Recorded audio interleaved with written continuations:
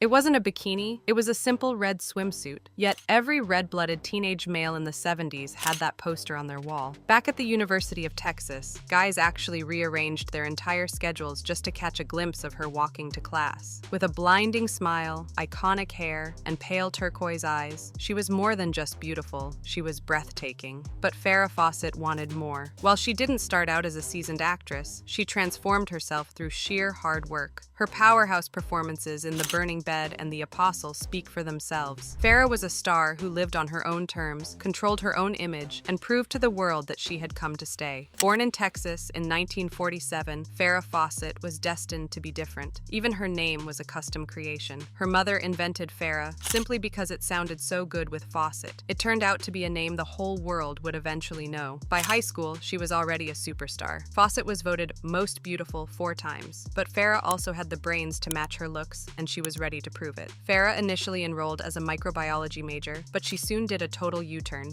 She switched to art and began studying sculpture. Under the wing of her mentor and close friend, the famous sculptor 𝐊𝐸𝐲𝐰𝐵, it looked like she was destined for a career in the art world. But fate had other plans. Somehow, her photos landed on the desks of several Hollywood agencies. One agent in particular, David Mirisch, wouldn't take no for an answer. He spent months trying to convince her that she belonged in front of a camera. Finally, in 1968, Farrah decided to take the leap. With her parents' blessing, she packed her bags for Los Angeles, having absolutely no idea that her life was about to change forever. In Los Angeles, Farrah moved into the Hollywood Studio Club, trying to make it in show business. She didn't have to wait long. Screen Gems quickly spotted her and signed her to a contract. At just 21 years old, Farrah became a face on every TV screen, pitching everything from toothpaste to mattresses. She was making $350 a week. By today's standards, that's about $3,000, not bad for a humble start. But while her career was heating up, her personal life was about to explode. Even a woman as stunning as Farrah wasn't immune to the classic Hollywood blind date.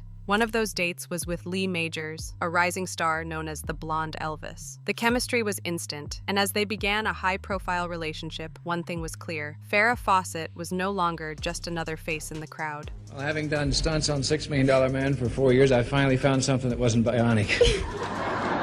But actually what happened is that she put her hair in a ponytail the other night, and she turned over in the middle of the night. That's me. And I'm really proud of her, and I'm glad that the people out there are, and I'm glad that I'm here to share it with you. Thank you, darling. Thank you. You can go back to your seat. Farrah's boyfriend, Lee Majors, who would soon become famous as the $6 Million Man, was offered a role in a controversial movie called Myra Breckinridge. Lee wasn't interested, but he suggested Farrah take a role instead. She said yes, but it was a decision she would quickly regret. And then I did Myra Breckinridge. Oh, yeah. That was a weird film. Woo! That is a weird film. Yeah, Mae West. Raquel Welch, is she a bitch? Ooh. Real big bitch, right? Yeah. Oh. Yeah. Like the worst, most temperamental person on the planet. Jeez, she hasn't gotten over it. Are there cameras on? Of course, but don't even ignore me. Well, you know, She's a tough person to work with. she's very unusual. Right. She was mean to you?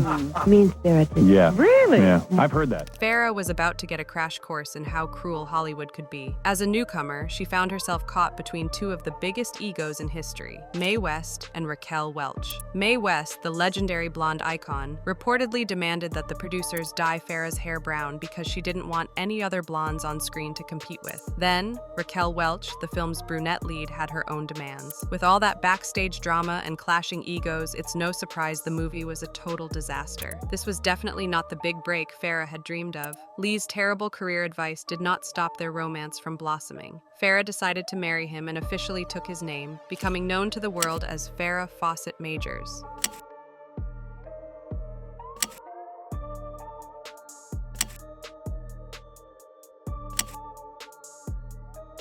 But if she thought her days of workplace disasters were over, she was wrong. There was one more major hurdle waiting for her, but this one was different. It was going to turn her into a legend. Hair that did this just without any help. She chose to wear her red Norma Kamali bathing suit. Farrah was a great customer.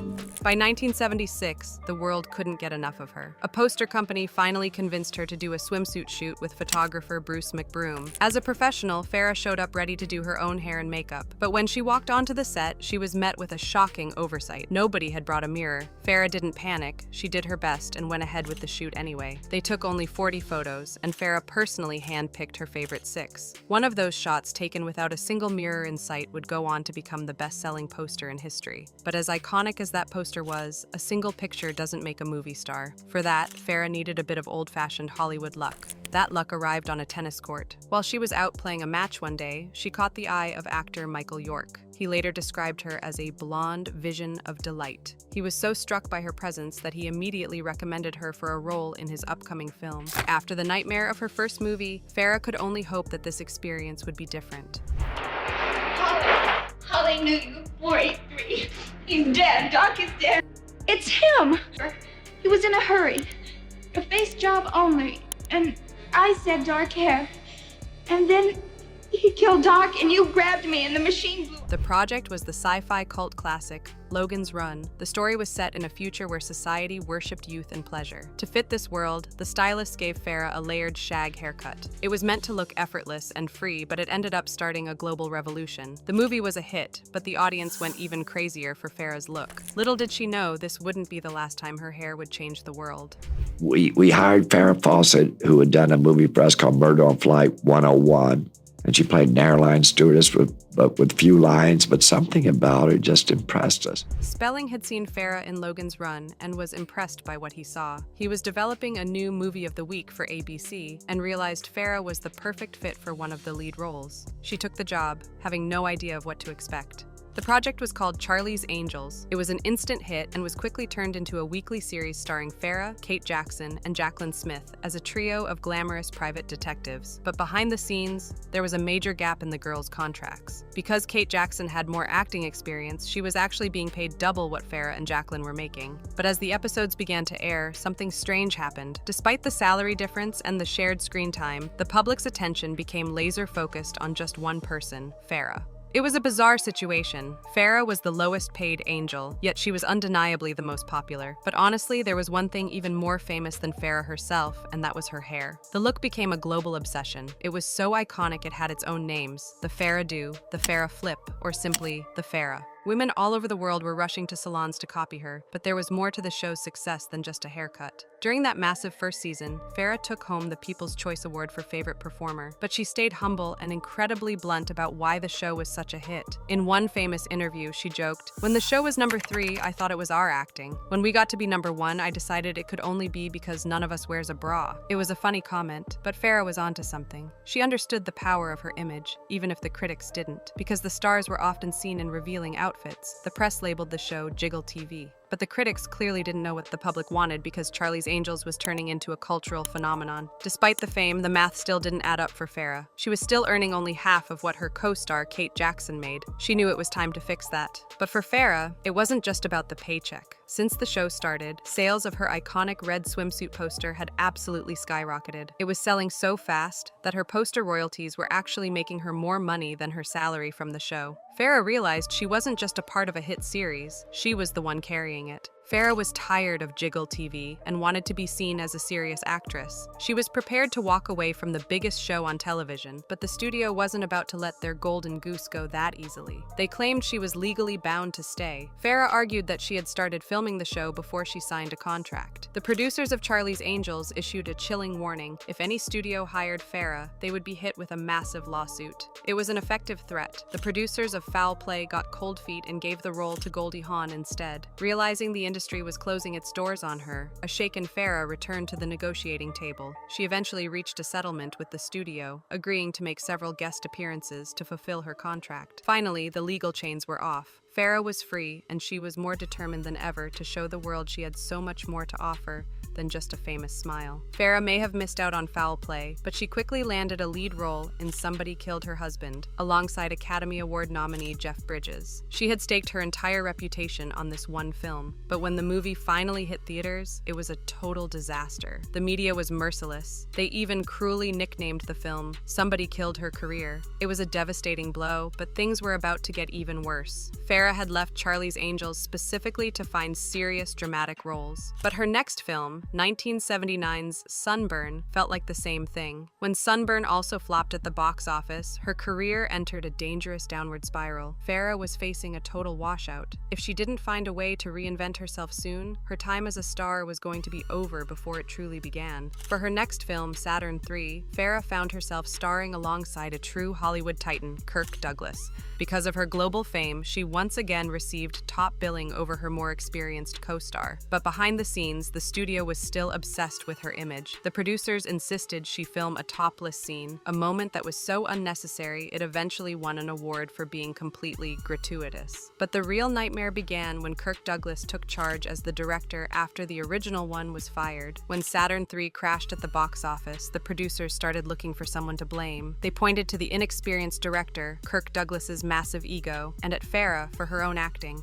The critics agreed. Farrah was hit with a Golden Raspberry nomination for Worst Actress, alongside 2 Stinkers Bad Movie Awards. But the humiliation on set was only half the story. During filming, Farrah had missed several days due to what the studio called an unnamed illness. As it turned out, it wasn't Farrah who was sick, it was her marriage. Behind closed doors, things with 𝐸∞majors had reached a breaking point. Shortly after filming wrapped, the couple decided to call it quits. They separated in 1979, and by 1982, the blonde Elvis and the world's most famous poster girl were officially divorced. Farrah was desperate to move on from both her divorce and the disaster of Saturn III. In an attempt to get back on top, she joined the all-star cast of the Cannonball Run. It was a hit, but for Farrah, it was a step backward. It felt like another Jiggle TV, and the world was waiting for her. Out of the entire star-studded cast, Farrah was the only one singled out for another Golden Raspberry nomination. She had failed again, and the industry was starting to count her out. She realized that if she wanted to save her career, she had to stop playing by Hollywood's rules. Since the big screen wasn't working, Farrah decided to return to where it all began, television. But this time, there were no jumpsuits or hair flips. She signed on for a raw, realistic TV movie called Murder in Texas, starring alongside Academy Award nominee Katharine Ross. It was a high-stakes gamble, but it paid off. The movie was a success. While no one handed her an Oscar overnight, something even more important happened. The insults stopped. For the first time in years, no one was calling her a bad actress. Farrah had finally found the path she was meant to walk. Farrah had tasted success in a serious drama, and she was hungry for more. When Susan Sarandon decided to leave the off-Broadway production of Extremities, Farrah didn't hesitate, she fought for the role. It was a story about a woman who manages to turn the tables on her attacker, and it required a level of emotional depth the world hadn't seen from Farrah yet. Her performance was one of a kind. It finally proved she could hold her own on a New York stage. But even after conquering off-Broadway, her most challenging and career-defining role was still ahead. Farrah was no longer interested in playing it safe. In 1984, she took on the most challenging project of her career, The Burning Bed. It was the true story of Francine Hughes, a woman pushed to the absolute brink, who eventually sets fire to her bed while her husband is still in it. It was a story born out of years of domestic violence, and for Farrah, playing such a broken, desperate character was a professional risk. The gamble paid off beyond her wildest dreams. The Burning Bed didn't just succeed, it became a cultural landmark. The industry finally gave her the respect she had fought so hard for, honoring her with a Primetime Emmy nomination. It was the ultimate triumph for her career. But as the praise poured in, a chilling question began to circulate. Was Farrah so believable in the role because she was drawing from her own secret pain? Sadly, Farrah had first-hand experience with the very violence she was portraying on screen. She was now in a high-profile relationship with actor Ryan O'Neal, and to those on the outside, it was clear that the union was toxic. O'Neal's own daughter, Tatum O'Neal, was clear about the situation, claiming that her father had physically abused Farrah. The environment was consistently volatile. In fact, O'Neal's son later described him as a narcissistic psychopath. Despite the chaos, the pair remained locked in an on-and-off cycle for nearly 2 decades. In the middle of that storm, they decided to start a family. In 1985, they welcomed their son, Redmond James Fawcett O'Neal. It was supposed to be a new beginning, but the cycle of trouble was far from over. As Redmond grew up, he would find himself facing his own tragic battles. The biggest betrayal came when Farrah walked in on Ryan O'Neal in bed with another woman, actress and model Leslie Ann Stephenson. But as shocking as the infidelity was, O'Neal's defense was even more disturbing. O'Neal refused to take responsibility for his actions, instead choosing to blame Farrah's own body for his wandering eye. He claimed her transition into menopause cramped his style, and that he was finished dealing with divas. With that, he excused himself from their nearly 2-decade-long relationship. relationship. It seemed like the final curtain call for Hollywood's most volatile couple. But as fate would have it, a looming tragedy was about to bring them back together for one final heartbreaking chapter. Despite the chaos of her personal life, Farrah's career was thriving. She had carved out a prestigious niche for herself by portraying complex, real-life women from war criminal hunter Beate Klarsfeld to the haunting role of Diane Downs. With 6 Golden Globe nominations under her belt, Farrah had finally achieved exactly what she set out to do. She was a respected dramatic actress. And then, she made a move that left everyone scratching their heads. In a shocking reversal, Farrah agreed to pose for Hugh Hefner's Playboy. At 50 years old, she decided to strip down once again, but this time she framed it as art. She even released a companion video where she used her own body as a literal paintbrush. To promote the issue, Farrah booked an appearance on The Late Show with David Letterman. It was supposed to be a victory lap. Instead, it was an absolute train wreck. From the moment Farrah stepped onto David Letterman's stage, it was clear something was terribly wrong. She seemed disoriented, even struggling just to find her seat. While her answers were technically coherent, her vacant stare and strange energy were unrecognizable. The media didn't hold back. The tabloids immediately went for the jugular, fueled by rumors that Farrah was struggling with substance abuse. Farrah denied the rumors, but the real reason for her behavior that night remains one of Hollywood's greatest mysteries. Unfortunately, the chaos on television was mirrored in her personal life. Around this same time, Farrah began a relationship with Canadian filmmaker James Orr. She even starred in his Disney film, Man of the House, but the romance ended in a nightmare. It seemed that no matter how hard she fought for respect in her career, Farrah couldn't find safety in her personal life. But in the midst of the darkness, there was one man from her past who wasn't ready to let her go. Farrah began dating Greg Lott, a former football star she had first loved back in college. They kept their relationship a secret, mostly because Farrah's life was still tangled up with Ryan O'Neal. This secret would later cause a lot of drama. In 2001, Ryan O'Neal got some scary news. He had leukemia. While he was sick, he and Farrah found their way back to each other. It seemed like they were both older and wiser now, ready for a second chance at love. Ryan eventually beat the cancer, but his family life was still a mess. Ryan's older children had always struggled with drugs and alcohol. Sadly, Farrah's son, Redmond, was heading down the same path. Redmond's life has been a series of tragedies. Along with drug addiction, he suffered from serious mental health issues like bipolar disorder and schizophrenia. He had spent years in and out of jails and hospitals. Farrah was doing her best to help her son, but then she was hit with her own devastating health crisis. In 2006, Farrah began a very public fight for her life against cancer. As she got sicker, Ryan O'Neal stepped back into her life and took control. He didn't know about her secret boyfriend, Greg Lott, so he barred Greg from seeing her. He even stopped Farrah from spending her last days at a beach house with her close friend, Cher. On June 25, 2009, Farrah Fawcett passed away. But even after her death, the drama didn't end.